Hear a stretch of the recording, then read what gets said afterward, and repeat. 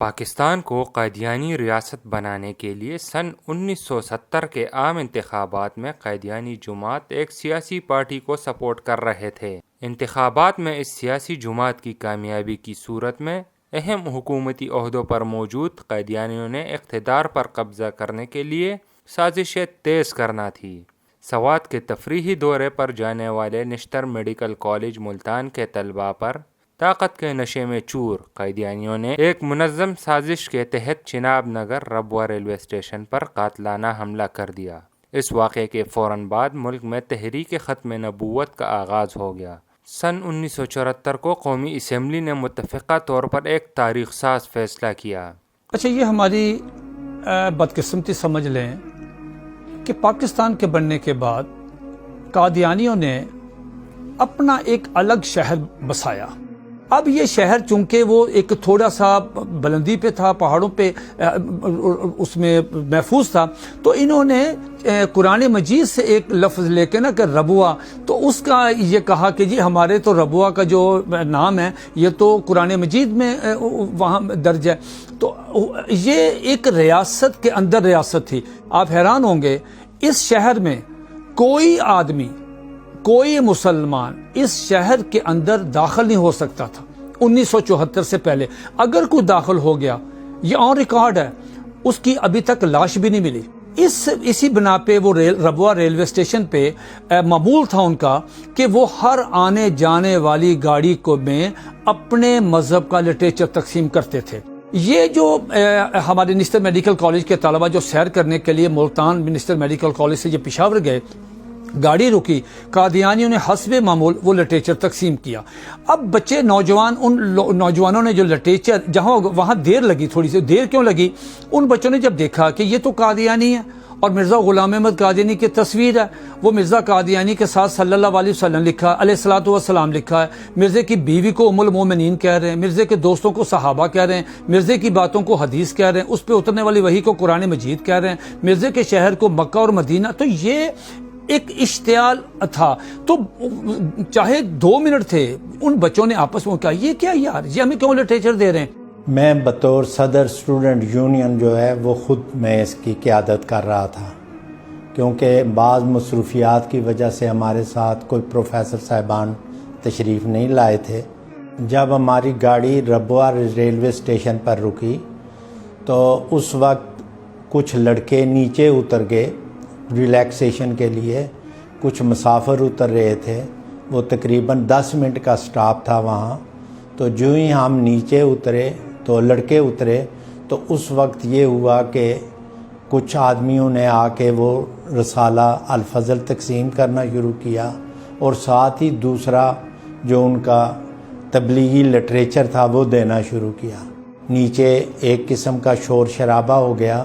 میں اندر تھا تو میرے کانوں میں آواز پڑی، میں نیچے اترا تو میں نے انہیں کہا جی آپ اپنے لڑکوں کو ہٹائیں۔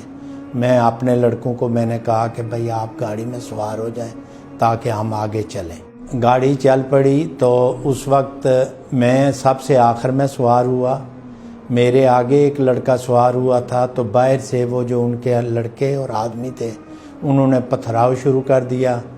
اسے لڑکے کو، میرے آگے والے کو بھی لگا اور مجھے بھی پتھر لگا پیٹھ پر۔ ان کو تھا کہ ان کی جرت کس طرح ہوئی ہے کہ لٹریچر کیوں نہیں لیا۔ یہ پہلا واقعہ تھا 25 سال میں، یہ پہلا واقعہ تھا ان کا۔ تو انہوں نے پھر کیا کیا، انہوں نے کہا چل اب یہ اچھا، اس کے وہاں پہ جب انہوں نے ختم زندہ باد کے نعرے لگائے، سمدانی ٹربیونل رپورٹ کہتی ہے کہ اس کے جواب میں نعوذ باللہ قادیانیوں نے محمدیت مرد آباد کے نعرے لگائے ہیں اور احمدیت زندہ آباد کے نعرے لگائے، مرزا قادیانی کی جے، یہ نعرے لگائے۔ یہ گاڑی چلے گئی۔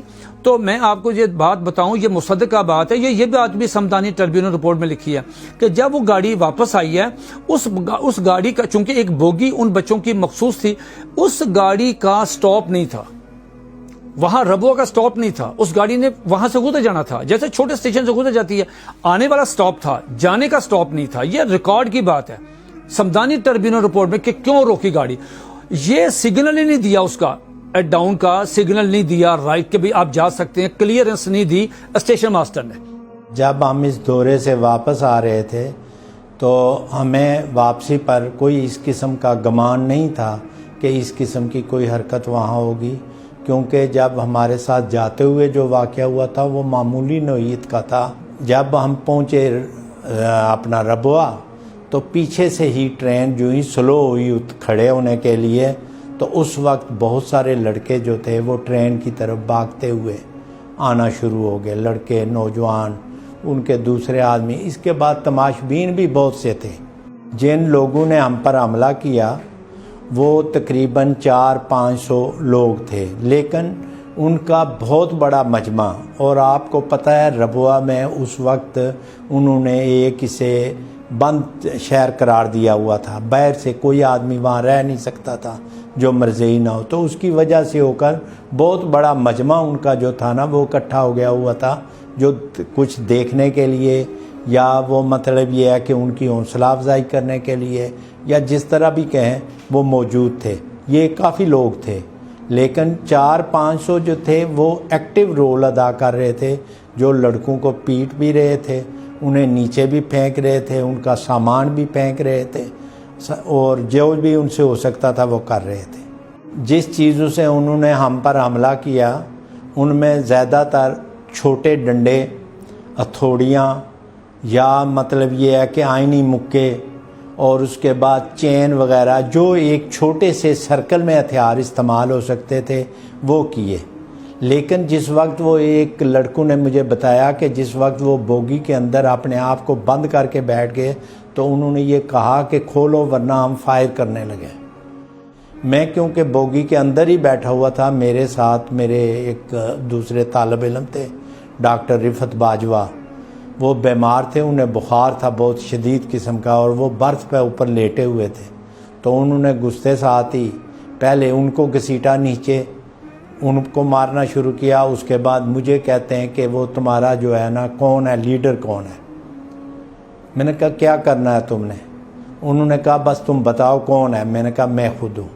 جب میں نے یہ کہا تو ایک وہ مگا جو تھا اس کو ایک نے میرے سر پہ مارا، دوسرے نے پیچھے سے پتہ نہیں ڈنڈا تھا یا تھوڑی تھی وہ میرے سر پہ ماری. میں بے ہوش ہو کر گر پڑا نیچے. اس کے بعد وہ جو ڈاکٹر رفت باجوہ تھے انہیں بھی مارنے لگے. تو انہوں نے کہا یار میں بخار میں ہوں، مجھے دیکھو بخار کتنا شدید ہے، میں تو بیٹھا ہوا.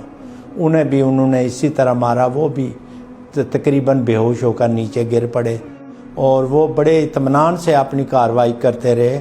کوئی ریلوے پولیس یا کوئی دوسرا کوئی ہماری مدد کو آیا ہو، کوئی نہیں آیا. جب تک انہوں نے اپنا مشن مکمل نہیں کیا اس وقت تک ہم ان کے رحم و کرم پر تھے.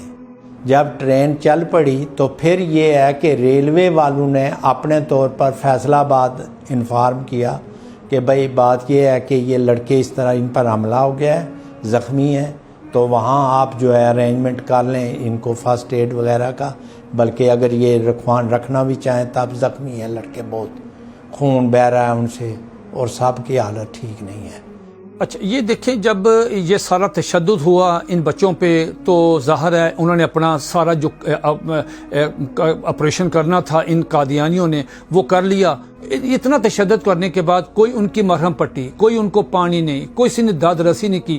وہ 1 گھنٹے کا جتنا بھی سفر تھا وہ چناب نگر سے ربوہ سے، پرانا نام ربوہ، تو ربوہ سے وہ بچے جو ہیں بوگی میں، تو وہ اس سے پہلے ان کو اطلاع ہو چکی تھی فیصل آباد میں. وہاں پہ ہمارے حضرت مولانا تاج محمود رحمۃ اللہ علیہ جو ریلوے اسٹیشن کے خطیب بھی تھے، وہ خطیب ان کو بڑے مجاہد، ان کو پتہ چلا، وہ علماء کرام کو لے کے شہر میں اعلان ہو گیا تو ایک کافی لوگوں کی تعداد ریلوے اسٹیشن پہ.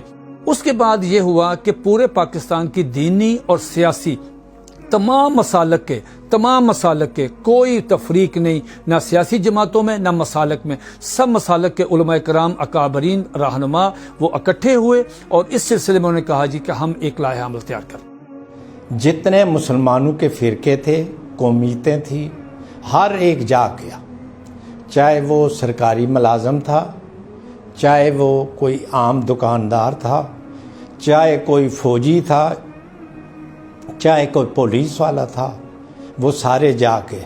دوسرا کہ سارے فرقے مسلمانوں کے وہ اس موضوع پر ایک ہو گئے تھے. مجھے یاد ہے کہ جب وہ میں اس سے بادشاہی مسجد میں ایک بڑی ختم نبوت کانفرنس ہوئی تھی تو ہر مکتبہ فکر کے لوگ اس میں موجود تھے. جو ان کی چوٹی کی قیادت تھی وہ وہاں موجود. نوابزادہ نصر اللہ موجود تھے وہاں، مفتی محمود موجود تھے وہاں، مولانا مودودی موجود تھے وہاں، جو ہے وہ جتنے مطلب یہ ہے کہ وہ غلام غوث ہزاروی صاحب موجود تھے. تو اس پہ فیصلہ یہ ہوا تحریک چلانے کا. تحریک چلی. تحریک میں دو چیزیں ہوئیں. تحریک میں فائدہ یہ ہوا کہ ایک تو تحریک چلی کہ قادیانیوں کو غیر مسلم اقلیت قرار دیا جائے.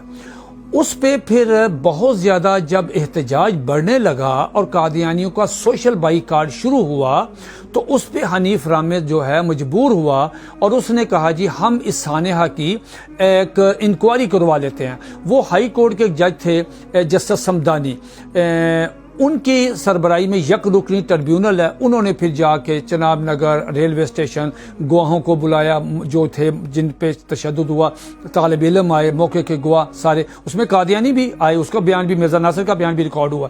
اس کے بعد دوسرا کام یہ ہوا، ہمارے جو سیاسی قائدین تھے انہوں نے یہ کیا کہ انہوں نے آئینی طریقہ اپنایا. اس میں بزرگوں کے تمام سیاسی لیڈروں کی مشاورت سے حضرت مولانا شاہ احمد نورانی صدیقی رحمۃ اللہ علیہ نے قومی اسمبلی میں قرارداد پیش کی کہ قادیانیوں کو غیر مسلم اقلیت قرار دیا جائے. اس قرارداد پہ کافی سارے ممبران اسمبلی کے سگنیچر تھے جو ریکوائرڈ ہوتے ہیں کہ قرارداد پیش کرنے کے. بعد میں پھر حضرت مولانا مفتی محمود رحمۃ اللہ علیہ، مولانا نورانی رحمۃ اللہ علیہ اور دیگر جو حضرات تھے اسمبلی میں، ان کی مشاورت سے پھر بھٹو صاحب نے وہاں پہ ایک کرائیٹیریا قائم کر دیا کہ کوئی آدمی براہ راست سوال نہ کرے تاکہ یہ نہ ہو کہ کھچڑی نہ پک جائے. اس کو پھر اٹارنی جنرل یہ بختیار صاحب نے جو ہے وہ پلیٹ کیا اور وہی سوال کرتے تھے. پوری قومی اسمبلی جو تھی اس کو کمیٹی کی شکل دے دی کہ جو کوئی یہاں سیشن میں ہوگا وہ آپ کے سامنے، پھر آپ نے فیصلہ کرنا ہے کہ بھئی قادیانیوں کے متعلق جو بھی فیصلہ کرے گی وہ پوری قومی اسمبلی کرے گی. سوال یہ ہے کیا ریاست کو حق ہے کہ وہ کسی کو غیر مسلم قرار دے؟ میری گزارش یہ ہے کہ سب سے پہلے مسلمہ کذاب کو، طلحہ کو اور سجاح کو غیر مسلم قرار دے کر اس کے خلاف فیصلے کا اعلان صدیق اکبر نے کیا تھا، جو ہماری ریاست کے پہلے سربراہ تھے. وہ ریاستی فیصلہ تھا، ریاستی فوجیں گئی تھی، ریاست کا اعلان تھا. اسلامی ریاست جس کی بنیاد اسلام پر ہے اسی کا حق ہے کہ وہ کسی کو کافر قرار دے. بھٹو صاحب نے یہاں پہ ایک تھوڑا سا یہ کیا، انہوں نے ہمارے بزرگوں کو اعتماد میں لیا، اپنے چیمبر میں بلایا اور ان سے کہا کہ دیکھیں یہ ہم ایک 90 سالہ مسئلہ حل کر رہے ہیں. تو بھٹو صاحب نے کہا کیا یہ ایسا ممکن ہے کہ ہم قادیانی جماعت کو، جنہوں نے خود درخواست بھی ہمیں کی ہے اس قرارداد پہ، تو کیا ہم ان کو بلا لیں، ان کا موقف سن لیں کہ وہ کیا کہتے ہیں؟ تو انہوں نے کہا جی ضرور بلائیں تاکہ ہم دیکھ لیں ان کو، مطلب کہ وہ کیا کہتے ہیں. تو چنانچہ حکومت نے باضابطہ طور پر ان کو دعوت دی اور وہ آگے. اچھا وہ بڑی تیاری کے ساتھ آئے، پوری ٹیم تھی اور اس ٹیم میں آپ نام سنیں آپ حیران ہو جائیں گے کہ اتنا ان کے اپنے وہ جو مربی اور لرنرڈ وہ سمجھتے تھے ہم بڑے بڑے لرنرڈ آدمی ہیں. تو مرزا ناصر جو ہے یہ جب قومی اسمبلی میں انٹر ہوا اس کو بلایا گیا کہ اپنا موقف آپ پیش کریں. لہٰذا اندر پھر ایک ڈیبیٹ ہوئی، 13 دن کی بحث ہوئی. اٹارنی جنرل نے ان سے جو سوالات کیے کسی ایک سوال کا جواب بھی وہ تسلی بخش نہیں دے سکے. 3200-3300 صفحے کی یہ رپورٹ جو ہے، چونکہ وہ جو اسمبلی کی کارروائی تھی یہ اس کو کنفیڈینشیل رکھا گیا. قادیانیوں کا کہنا یہ ہے کہ کارروائی کو خفیہ کیوں رکھا گیا؟ اس کی وجہ یہ ہے کہ ایک تو اسمبلی کی مرضی ہوتی ہے کون سی کارروائی ان کیمرہ ہو، کون سی آن کیمرہ ہو، اسمبلی کو وہ مسئلہ دیکھتے ہیں. اور ایک وجہ سمجھ میں آتی ہے کہ اس وقت ملک میں جو جذباتی فضا تھی اگر وہ بس پبلک کے سامنے آ جاتی تو شاید قادیانی غیر محفوظ ہو جاتے اور اشتعال بڑھتا. قادیانیوں کو محفوظ رکھنے کے لیے پبلک کے اشتعال سے اس کارروائی کو خفیہ رکھا گیا تاکہ پرامن طریقے سے بس تکمیل تک پہنچے اور ملک میں کوئی نیا جھگڑا کھڑا نہ ہو. سوال یہ ہے کہ یک طرفہ کارروائی تھی. بھائی اگر یک طرفہ کارروائی تھی تو مرزا ناصر احمد 11 دن اسمبلی ممبر نہیں تھے، وہ اسمبلی کے فلور پہ کیا کرتے رہے ہیں؟ اور مولوی صدر الدین صاحب 3 دن کیا کرتے رہے ہیں؟ قادیانیوں کے سربراہ مرزا ناصر احمد اور لاہوریوں کے سربراہ مولوی صدر الدین اسمبلی کا ممبر نہ ہونے کے باوجود اسمبلی کے اجلاس میں شریک رہے ہیں اور پوری بحث میں شریک رہے. یہ کیا کرتے رہے ہیں بھائی؟ ان کا موقف سن کر سوال جواب کر کے پورا ایوان مطمئن ہو کر 14 دن بحث ہوتی رہی ہے. اس کے بعد فیصلہ ہوا. اس کو یک طرفہ کیسے کہا جا سکتا ہے؟ میں عموماً اس واقعے کے حوالے سے بات کرنے سے اجتناب کرتا ہوں. اس کی وجہ یہ ہے کہ میں اسے اپنی آخرت کا اثاثہ سمجھتا ہوں. یہ خدا نے مجھ جیسے گناہگار کو پتہ نہیں کس لیے موقع دیا. اس تمام تر کارروائی میں حقائق کا غیر جانبدارانہ جائزہ لینے کے لیے اور قادیانی جماعت کا موقف لینے کے بعد تمام ارکان اسمبلی اس نتیجے پر پہنچے کہ قادیانیت کا اسلام سے کوئی تعلق نہیں، اور بالآخر وہ اہم ترین دن آ گیا جب 7 ستمبر سن 1974 کو قومی اسمبلی نے تاریخی فیصلہ دیتے ہوئے آئینی طور پر قادیانیوں کو ان کے تمام کفری عقائد پر ہمیشہ کے لیے غیر مسلم اقلیت قرار دے دیا.